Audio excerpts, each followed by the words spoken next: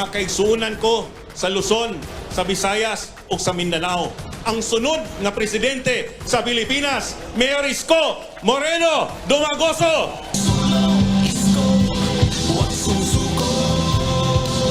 Samahan ninyo ko na ang imposible, gawin nating posible. Magandang gabi, pagpalain nawa kayo ng pong may kapal. Pilipinas! God first! Thank you!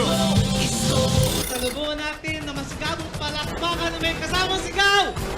Pangulong Peg Lacson! Aayusin ang gobyerno, may pag-asa lahat tayo, pwede ang pura pag-apusa. Sisiguraduhin ko sa inyo na ang bawat isa sa inyo, na ang bawat Pilipino panalo sa laban ni Manny Pacquiao.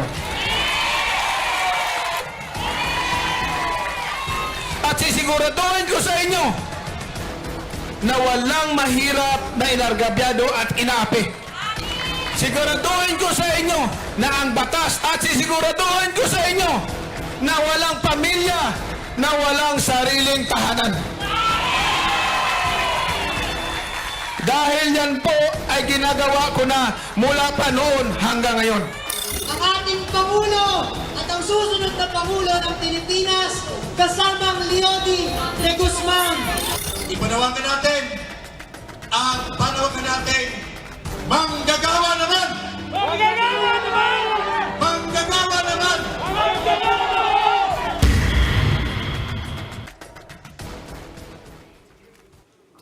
We continue our conversations with candidates, this time with an aspirant for president. What are his plans and platforms, and how will he act on his intentions for a better Philippines? We discuss in this episode of Face the Chiefs.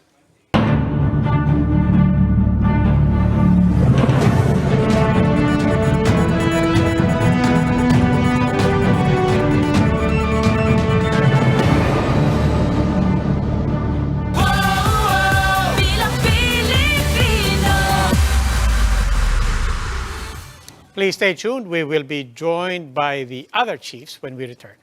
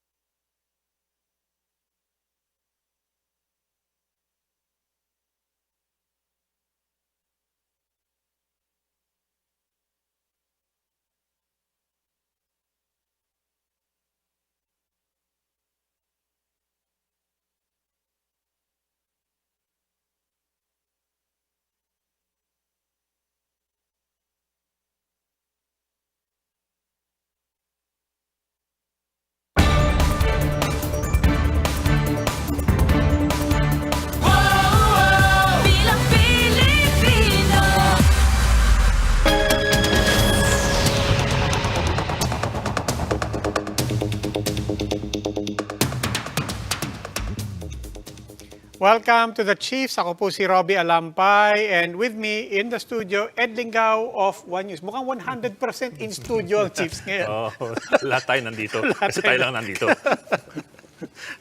Pero that said, idiretso na natin sa guest para ikwentuhan natin diretso. Dahil actually gusto ko rin kumustahin because our guest just came straight from Cabanatuan. Kabanatuan, siya. And joining us is former presidential spokesperson Ernesto Abella, who is looking for his own spokesperson should he become president. He is running for president as an independent candidate. Good evening and welcome to the Chiefs, Mr. Ernesto Abella. Magandang Thank gabi you. po. Yeah, thank you, Ed. Thank you, Robbie. Hindi, gusto kong tanungin talaga magkano ang sige. gasolina niyo papunta dito from Cabanatuan? Alam ko 2 beses sila nag-fill up. Eh. Grabe naman, sir. Hindi. Yan na, pero yung panghuli, finull tank niya, ginanon niya na. He exercises. Pumikit na lang kayo. Pumikit na lang kayo. Pumikit na lang. Sige. Anyway, let's get to the point. You're running for president. Yes. Bakit po? Siguro, balikan ko, yung I've been answering this and all I can say, it's a response to a call. Kumbaga, may kanya-kanya tayo. Some people are called to be chefs. Some people are called to be plumbers. I'm called for this. It's a sense of a call, Robbie. Everybody knows you are a man of faith. Everybody knows that pastor po kayo. Dati yun. But what does that mean? When you say that you have a sense of calling, what does that mean to you personally? Very significant siya, Robbie, no? Kasi hindi naman siya, it's anong tawag dito, parang alam mo, meron kang dapat gawin na pag hindi mo ginawa, parang may kulang, parang ganon. So, it's kind of indefinable siguro, pero may a sense of conviction catches up with you. It's been a growing thing, pero actually, starting of 2016, I had this sense already. Hindi pa ako natawag ni PRRD to become part of this, and I was sort of caught, somewhere in between. I was in Tagaytay when I had this sense at what I should be doing next.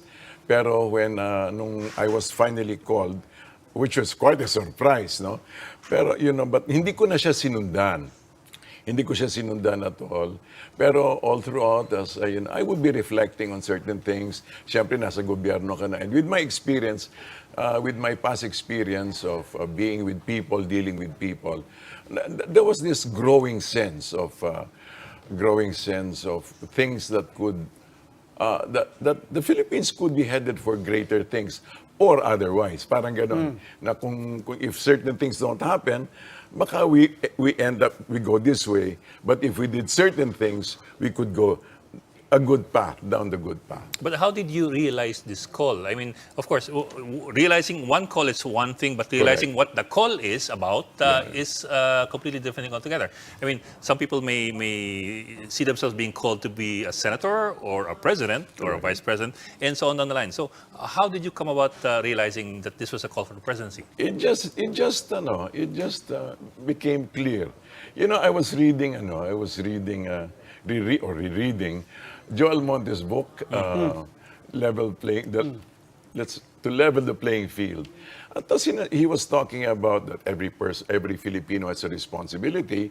Tapos sinabi niya na, of course, at this stage, sabi niya, our institutions are weak, but sabi niya, and that's why we depend on the president and the character of the president to be able to lead the people. So in a sense, that resonated also with me, na at the end of the day, the task of the president is, quote-unquote, symbolic, pero it's also very significant because what the character is, so does the nation go, So that's how I saw it. Let's try to flesh it out. You said you also had this dread, or maybe hope on the other side, that if certain things happen, the country could go this way.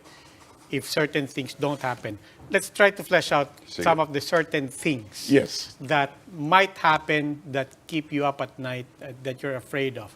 What are you afraid of? What specifically? What are certain things that you're afraid of? Well, let's get to certain specifics. No, one of the strangest things that's happening to the Philippines is that the gap between the rich and poor is increasing. No, for example, Yeah, we have in the Forbes rich list, we have about 10 people there, and we have about 300 to about 400,000 considered rich people, no? People who can qualify as being rich. On the other hand, meron din tayong we also have 23 to 26 million people who are below poverty level. Fortunately, unfortunately, I think the number is about 12. If you make 12K a month, that's really below. And among those 12.5 million people, may mga, the 23 million people, may mga 12.5 apparently there, 12.5 M, who experience hunger on a regular basis. Maybe not every night, so yon. So basically, if we keep going down that path and it's not addressed, if people keep feeling that, para hindi naman kami, inaasikaso, no? We could be sitting potentially on a social volcano. On the other hand, if we act on it, and this is where my hope comes in, it kicks in, no? Kasi having worked, as a minister for 18 years, 20 years as an educator, 20 years in credit cooperative, and a few more years in government, and nakita ko na wherever you deal with institutions, whether it's religious, political, or business, especially religious, problems stem from people, but solutions also come from people. And so if we are able to address this, basically the internal situation of the person, of the people, or let's say a people, we could head for better days. We could actually head for better days. So if this is a situation, we could this way or that. But it depends on the choices we make now.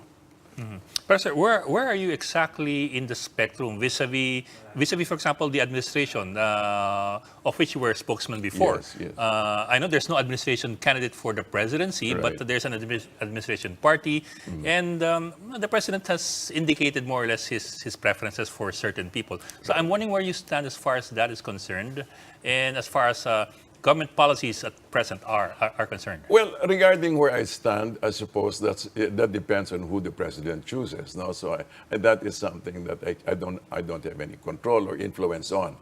But regarding the policies, I believe two things. Number one, we need continuity. We need continuity for the things that work, for the things that actually work. And also, I believe if we really want to go down the primrose path, then we should be able to maintain a certain continuity down the line. In fact, our vision for the nation is called Siglo Filipino, Ed. As the Philippine century, I call it the peaceful economic rise of the Philippines, towards inspired by Ambition 2040, which NEDA did about 2016. Basically, it's a middle class aspiration for life, But ang nakikita ko, given that is the ambition, we cannot possibly achieve that kung papalit-palit tayo every administration. Okay. So there must be some sort of continuity. In the same way that, for example, this administration continued some of the projects, build, some of them, tinuloy naman tinuloy. And so siguro ang kailangan lang is we set aside ego and say, it was started down there and okay, I'm finishing it. But that's okay. Basta, But as you pointed out, continuity is possible. We've actually seen it with not just this government, with past governments picking up what's good. So I'll take the other side of continuity. What didn't work? What didn't work with this administration in particular? And what should be corrected? I don't know if you say it didn't work in the sense that people made mistakes, I would say that, for example, this pandemic came as a total surprise, and so in that sense, it happened. Not that, it's not something that it was planned for, and of course, given what they knew, that's how they responded. Like, for example, there were massive lockdowns, massive this, massive that. And it was more or less it tended towards an authoritarian response. I suppose now that looking back, now that we know better, Now, better in the sense that we've seen how it works. Maybe we can have a more precision response. Like, for example, more free testing, free mass testing, or contact tracing, and maybe precision lockdowns. So maybe it would be more or less a development of what has existed. Pwedeng magpatuloy doon along that line. Yes, sir. Actually, sir, baka nga medyo madali pa nga i-explain away yung response sa pandemic because that caught everybody by surprise. Correct. I'd like to focus more on for example, the first 4 years of the Duterte administration, Right. part of which you were still part of government. Well, first, For example, sir, when the president spoke about kill, the drug war, human rights, and the way he derided human rights concepts and human rights fighters and proponents, how did you feel about that, and how do you feel that moving forward? Let's put it this way. You know, I was with the president traveling to the Middle East several times, no? Well, I don't know, but on his trips, and especially meeting up with OFWs. You know, and he would actually tell people, alam mo, pag uwi ninyo, especially to the women, he would say, pagdating nyo dun sa airport at pag hiningan kayo, magsisigaw kayo at sampalin nyo. You know, this is a kind of language that, well, you have to approach it with a bit of understanding. What's he trying to say? You know, and if I get it right, and I got it right, and people would respond, he was actually telling them, assert your rights. You know, assert your rights. He may have used language which is a little bit more colorful, a little bit more dramatic, but actually, if you listen to him and you sort of understand where he's coming from, you get the point. So that's where I was coming from. I always gave him the benefit of the doubt, and I always tried to find out what he was trying to say based on his framework. Ano ba yung framework niya? He always said, a comfortable life for all. I'm sure you're familiar with that. And he would talk about inclusive prosperity and then orderly society, which is no crime, no drugs, no corruption. And then, of course, a peaceful community. So I always viewed it as a spokesperson, I would view it from that framework. Yeah, Yes, sir. we view it, I mean, a lot of people view it from a different framework and Correct. different examples. Right. I mean, I can understand the folksiness. I can Yes. understand the politician who really understands how to speak with people. I mean, that's really his advantage. But we're speaking specifically about the war on drugs. We're speaking specifically about kung barilin kayo ng kalaban, barilin nyo. Kung hindi kayo kalabanin, bigyan nyo ng baril. We're talking about him and his language enabling really the police to really be reckless in the implementation. And language that, I mean, I'm sure you've heard this also. We will acknowledge what you're saying. But I'm sure you'll also acknowledge that a lot of people got killed. People did get killed, yes. And then there was some language which could be interpreted either this way or that. But I would say that I would frame it this way. And it's not a question of escaping. I would frame it I would put it in the framework of he's trying to address this situation by a particular form of language that he's familiar with. Okay, now let me also draw back just a little. My first 3 months, for example, as a spokesperson, I go to my barber, in fact, malapit na dito, and he says, Sir, masaya na kami. Sabi ko, ba't kayo masaya? Sabi niya, kasi nakaka-uwi kami, yung mga anak namin, na hindi na kami natatakot. So, there's a QPQ there. There's a quid pro quo. There may be certain aspects, but on the other hand, from the perspective of the people, basing it on the perspective of the people, there seems to have been an acceptance that peace had somehow settled on the city. Pero sir, do you think that would justify whatever happened? I don't think it justifies anything in that sense. No, I'm not trying to justify that. I'm just saying that in the scheme of things, this is how it played out. Yes, I mean, it's how it played out. But I mean, just to try to track back why we got to this conversation, because Yes. my question and our question was, you talk about things that should be corrected. When you mentioned kanina authoritarian tendency, I thought it was referred to this, but no, it was purely in the context of the response to COVID. But when you talk about maybe dialing back on and learning from the authoritarian tendencies and the response.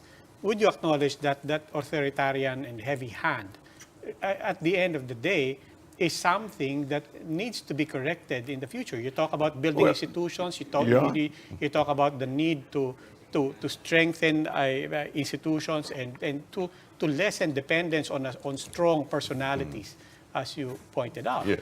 Isn't this one of the areas that you would say that really it was excessive on the part of President Duterte? and Let's put something it that this needs way. to- It is not something that I would do.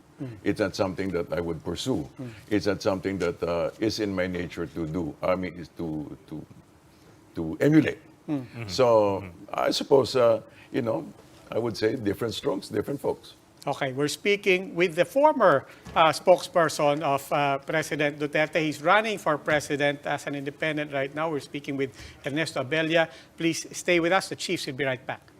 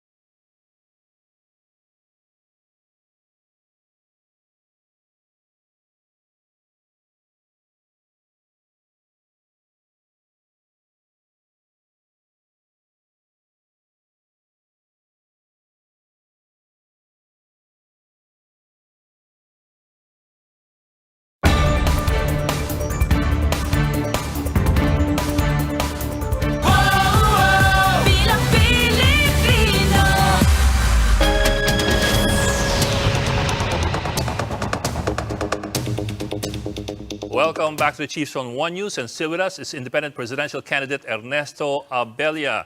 Okay, wala nang ano. Sige. Sir, I understand, reading back a bit, you mentioned wanting to turn agriculture into a mega industry. Correct. I'd like to go into more detail about that. I mean, everybody's talked about agriculture, Correct. wanting to push it forward, pero parang all these years, all these decades, hindi talaga umuusad. Correct. Siguro it helps if we look back at the development of the policy, no? If you go way back to the monetary policies that were pursued way back from Capagal's time, and in fact, let me even dial back even further. There's an article in Foreign Affairs magazine, 1951 issue, my golly, and it said how we failed the Philippines. There's an American writer who actually admitted, sabi niya, that they failed the Philippines. Why? Because the system of education they imposed upon us or gave us was not really fitted for us. Why? Because it was really meant for an industrial era America. And they actually said we should have taught the Filipinos better and more productive agriculture. So it's always been there. It's always been there. But because of, the economic managers, I think from way back, have been persuaded by, let's say, the bigger financial institutions to pursue more neoliberal policies. So ganun talaga ang nangyari. Hindi talaga, not only benign neglect, pero talaga neglect ang agriculture. And now it's turning out that, we should be really focusing on agri. In fact, especially now, considering certain happenings in Europe, more and more, dapat we should be more conscious of being food secure and, resource secure. What's your take on agrarian reform? I think we should condone the debts. You know, just give the property to them, and then just as long as they also commit na, you know, to pursue agriculture, hindi nila ibebenta. Not to sell it. You know, kasi ibinibenta. Ang laki kaya ng benta nila. Yeah. 2 hectares, what? I just heard, we were in Isabela, somewhere in Nueva Vizcaya, 13 million. I mean, you know, this way back in the Boondocks, you know, is selling a certain piece of property for 13 million. Yun ang nakakatakot. Kung pag ibinenta na lahat sa, ano, sa subdivision, di wala ano mangyayari sa ano natin, sa agri natin. Pero so, di ba in the law rin, you're not supposed to sell for a certain period? Well, until you get the ano, you know, yung actual title mo and stuff like that. But anyway, yeah, ganun nga. So kung pwede, concentrate natin on agriculture. And we should, you know, we should pursue. I would pursue it for certain things. Number one, for food security, of course. Yeah. But second, also, so that we can have more rural income, and also that we can have an honest-to-goodness industry. You know, where we can raise. Yeah, but people are saying, you know, when it comes to industrializing agriculture, Yes. one problem is having the scale of Correct. the land that you do. How do you deal with the current distribution regime? Where all the land is parceled out in very, very small, if you, I mean, when you look at how it was parceled out 30 years ago Correct. to entire maybe 1.5 generations now, pinarcel out pa within family. Correct. So how do you industrialize? Well, one of the things we're planning on doing is establish a board of agricultural investments underneath under the office of the president that would take care of the business side, where the Department of Agriculture would take care of the technical side. We would have the BOAI, Board of Agricultural Investments, to be able to pursue these things. For example, exactly to address questions like yours. Na paano natin gagawin yan? Paliit na paliit yung mga parcels. Maybe so they can recommend, for example, scaling up, let's say, either by associations or by cooperatives or by either... Actually, what we could have is a hybrid or whole menu of either large industrial scale all the way down to micro artisanal. You have experience with cooperatives. Why do many cooperatives fail, and why do some cooperatives succeed? Well, I think from where I'm coming from, one, it's getting too complicated, I think. It's just getting too complicated. And then also it all depends on what you mean by success. You know, there are certain huge cooperatives, let's say, that we've seen in Davao, and they're able to give, alam mo yung pag namatay, tapos you get something from that. And they're considered very successful. Why? Because they're able to give you like, 300,000 for when somebody dies. You know, that is a huge amount of money. I mean, pretty sizable. So that could be considered a success, but I would consider a success something like Santander in Spain, you know, where they actually run Their own corporation. Oh yeah, my God, you know, I've seen that, nakakaingit, hindi ba? When they run yung electric companies, they run hotels, they run this and that. I suppose it really needs, number one is competence, vision first dapat may pananaw, and second, again, I think the quality of leadership affects the way an institution is built, and that's why I think some cooperatives.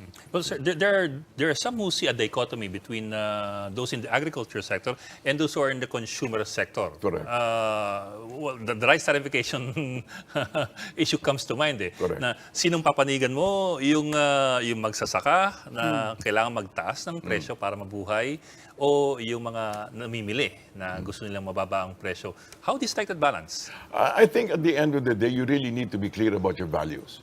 I would suggest, I graduated from Masters in Social Entrepreneurship. And I had to force myself to develop, I also stumbled upon it, 4 bottom lines: people, planet, profit, purpose. When they talk, kung kumbaga, naturally Is that in order or hindi naman? more or less. Nauna yung profit before yung purpose. Okay, ganito. Well, kasi ganito. Kasi the profit could help purpose. Okay. Good argument. Kasi ganito, like for example, pag ordinary corporation, isa lang naman ang value, hindi ba? Increase shareholder value, hindi ba? Palakihin natin ang pera ng mga shareholders. Pero pag ano ka, pag let's say if you're in a if you're really wanting to run an institution for people, dapat una ang well-being ng tao eh. You know, well-being ng tao is not always pera talaga, more money. Of course, they need two things at least. Number one is education service, two kinds of services, education and health. Education and health. For example, let's talk about health. I believe that, for example, the baby should be given, in fact, the first 1,000 days of a child should be he should be well fed, you know? Like, for example, and why? And that's because, you know, for example, in the Philippines, especially in Mindanao, experienced great amount of malnutrition and stunting. So, hindi yata makatarungan yun, hindi siya. So, I believe dapat mantabayan yan. And also the golden years, you know, which I'm part of that. Hindi na kami malayo doon. Hindi naman halata, di ba?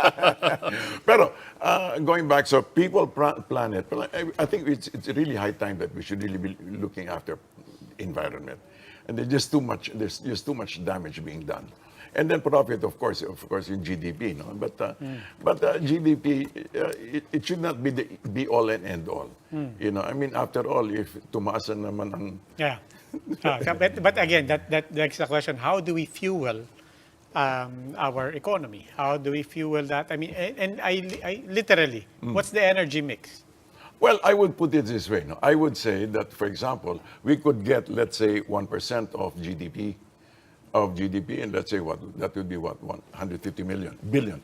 And so we could start with that. We could start with that and then put it and then really begin to invest it in, well, a mix of ayuda, a mix of subsidies, and of course, a mix of paluwal. Now, paluwal through banks, you know, the government could actually provide a certain amount of equity, could assure certain amount of equity so that they could have access. And of course, mentoring. Joey Concepcion does a great job of mentoring all these.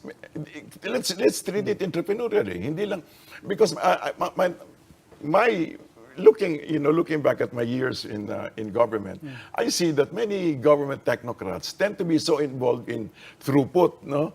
Ganito, the entire process seems to be very fascinating. But as with an entrepreneurial background, you need to see that kailangan talaga may kita. Ano ba yung kita natin? Dapat yung tao busog, dapat yung planeta hindi nasisira, and then dapat may kita naman talaga para may plowback. There's a pang-apat purpose. Now, let me just explain what I understand purpose. The purpose of a nation is to survive.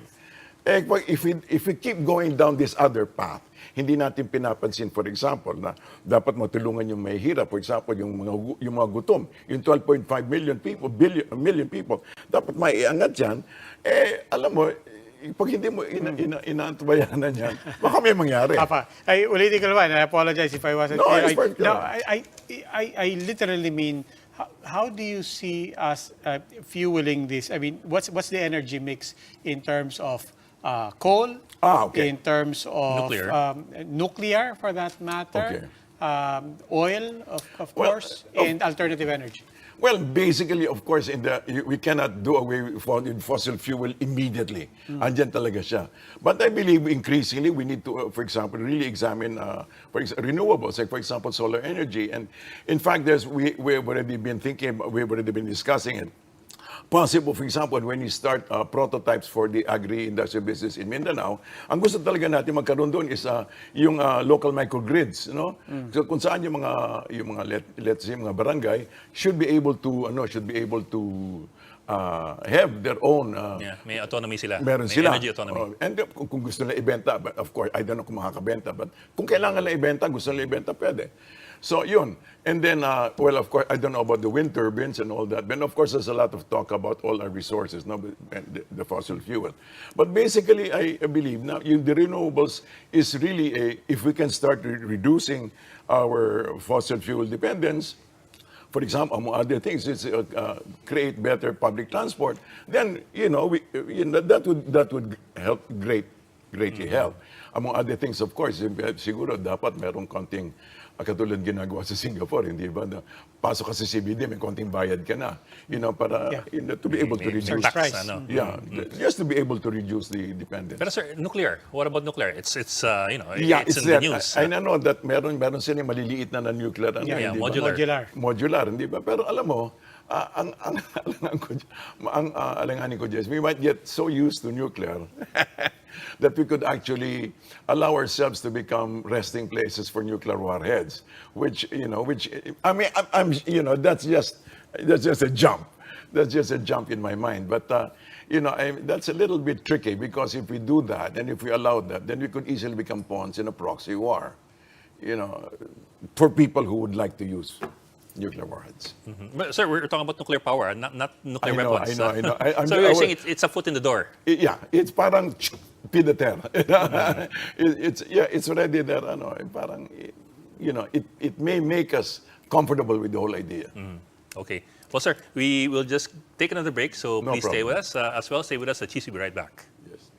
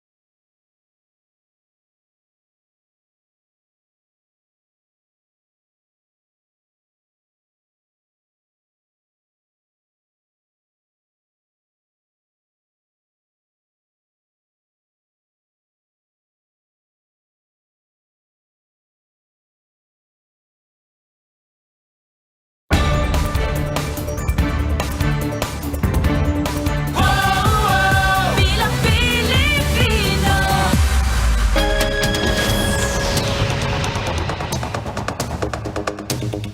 We continue our conversation with aspirants for the coming elections. Let's find out the plans of the candidates as they face the chiefs.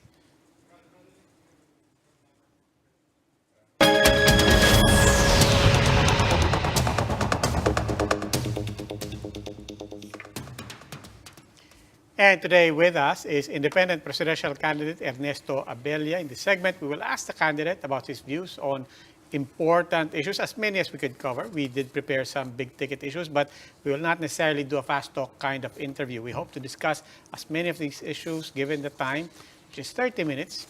Okay, Mr. Abella, let me start with Sara Duterte said if they win, they want military service, compulsory military service for people 18 and above. She stresses this is not ROTC. This is essentially conscription.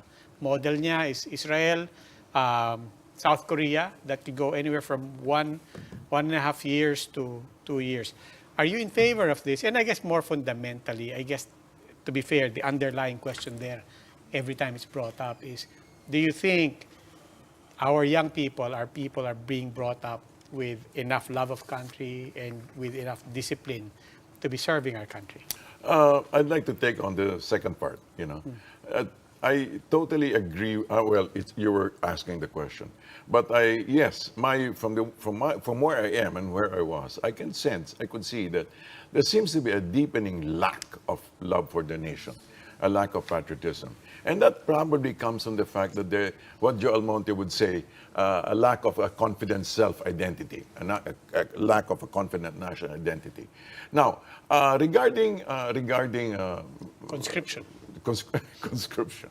Regarding Mayor Duterte's concern that for patriotism perhaps and maybe lack of moral fiber or backbone, I can see that. I can appreciate that. But I have taken a different course, if you'll allow me to say that.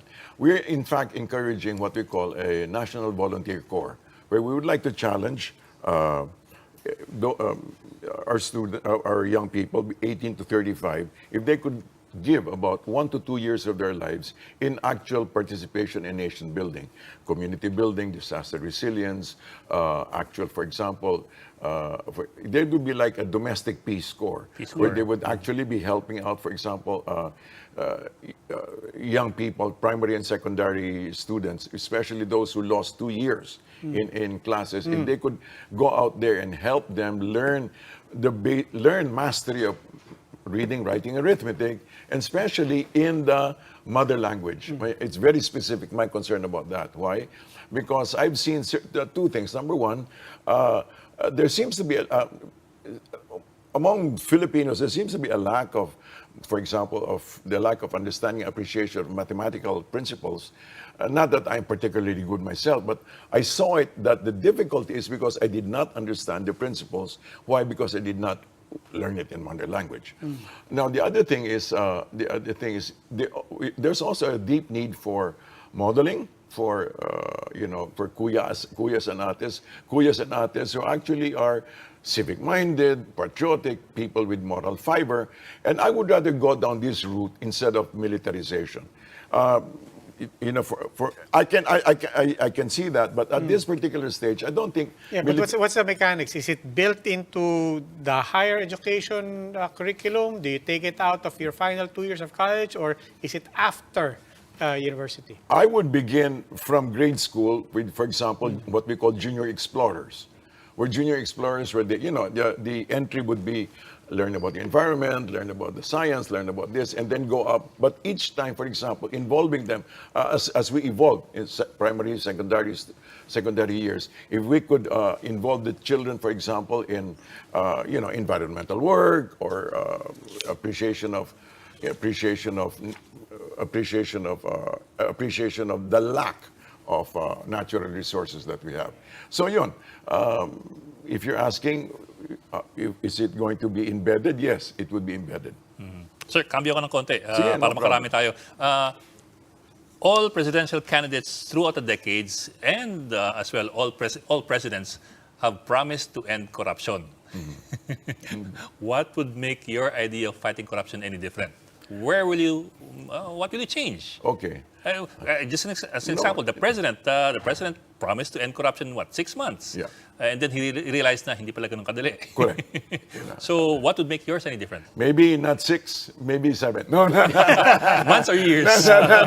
No. But eto nakita ko, Ed, no?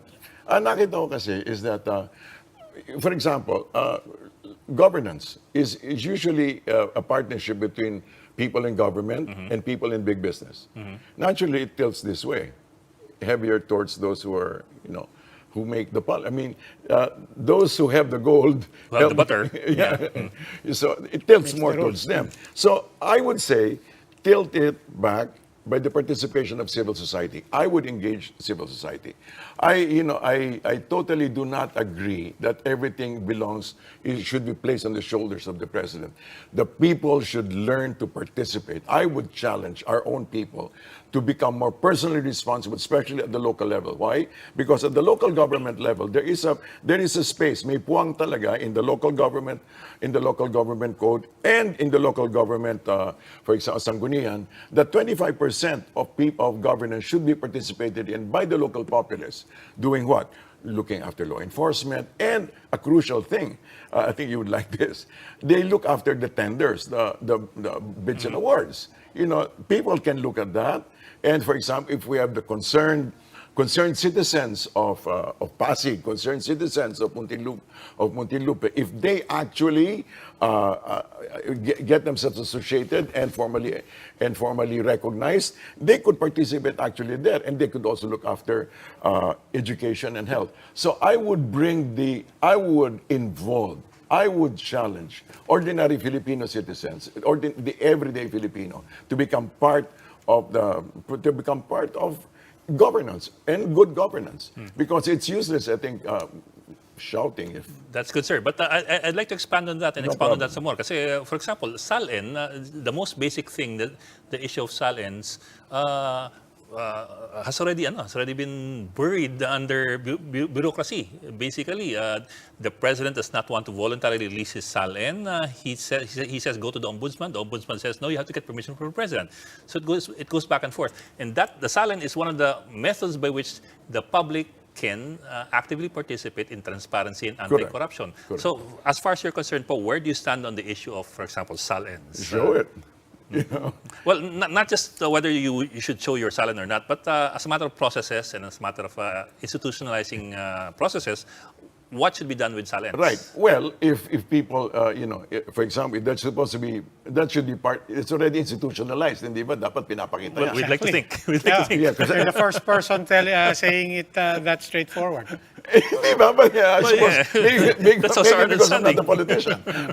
But basically, yeah, why not? And then that's exactly what I would duplicate Pierre din saying na magbunga nga kayo. But I would tell, not the OFW, but I would tell the civil society, come on, show your backbone, make some noise, and demand it. But sir, we've been demanding it. Yeah, but it's just ironic to be. I get what you're saying. Yeah. What his message to the people. Right. But his example, he's the first person who doesn't want to show his talent. In fact, Well, he's upended the checks and balance there. I mean, look at this irony. He's using the ombudsman as the safekeeper, as the safe for something that we should have access to. Well, putting him aside, I would say that this is a dance between government and public. It's it's something that we need to learn. Yeah, but to Ed's point, it's as if we're not. It's as if the like public we're not asking for it, it has so- not been asking, as if media, as if CSOs, as if civil society, as if private citizens have not been crying and shouting and saying, as you said, this is so basic, it's in the law. Well, precisely. So I would say that keep up the noise. It's as simple as that. It's Yeah. almost as if we become infantile and juvenile that we cannot even carry on. But I think we should. Okay. Let's talk about that some more when we come back. Another break, we apologize. No but, problem. Yeah. please stay with us. The Chiefs will be right back. Yes, yes.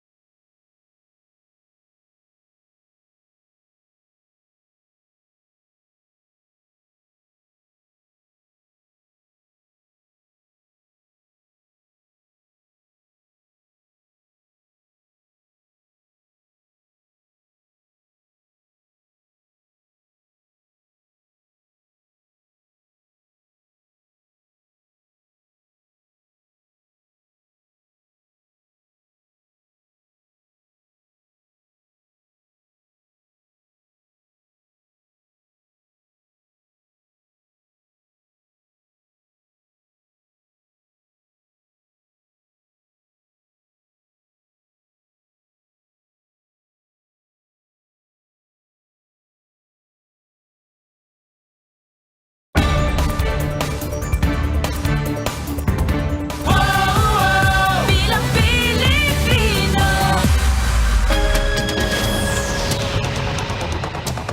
Welcome back to the Chiefs on One News, and still with us is independent presidential candidate Ernesto Abella. Sir, well, unfortunately, time flies really fast.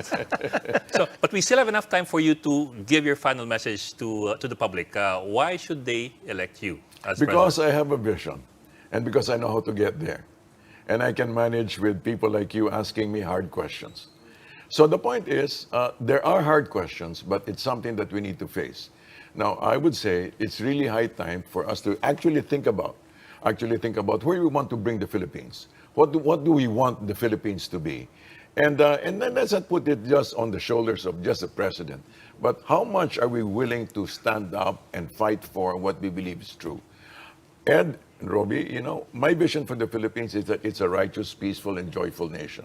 Yeah, it sounds like these are $64,000 words, no? But righteousness is basically just another word for just or patas. Pangalawa siguro, mapayapa, you know, mapayapang bayan. It would simply mean that we have a competent, take note, competent and effective government. And thirdly, you know, a matatag would be a matatag na lipunan would simply be a resilient nation. Basically, what is a resilient nation? It is a people. At the end of the day, resilience of a nation is basically the people, and people with a backbone, and people who are willing to say, "Wait, hey, let's get up, let's do this, and we can do it." And achieving that, I would say we could have a nation that's worthy of Filipinos, and Filipinos worthy of the nation.